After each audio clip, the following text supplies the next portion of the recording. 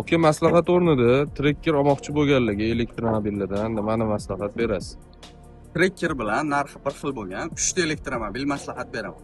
Birinchi mashinamiz BYD Yuana. Birinchi afzallik tomoni ekonom. Mashina to'liq zaryadka bilan 400 km masofa bosib o'tadi. Ikkinchi o'rinda ходовой части. O'ti yumshoq, buni haydab yurganlar ham biladi. Politsiyga kelib haydab ko'rsangiz ham bo'ladi. Ikkinchi mashinamiz Dongfeng Nanming 06.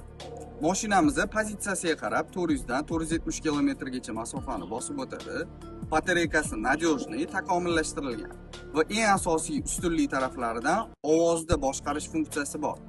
Agar shu mashinani mendan xarid qiladigan bo'lsangiz, ovozda boshqarish funksiyasini o'zbek tiliga ham o'girtirib beraman.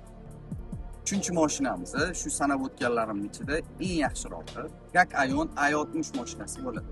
Mashinamiz Toyotaga subbrend hisoblanadi. Qanaqa sifatliligini ko'pchilik juda yaxshi biladi. Hozirda eng ko'p sotilayotgan mashina. ходовой части o'ta yumshoq harakatlanadi. Salon komfortlariga keladigan bo'lsak, abduf, podogrev, massajlarigacha jihozlab qo'yilgan. Sanab o'tgan mashinalarimizning ichida siz qaysi birini olib haydagan bo'lardingiz? Kommentariyaga yozib qoldiring.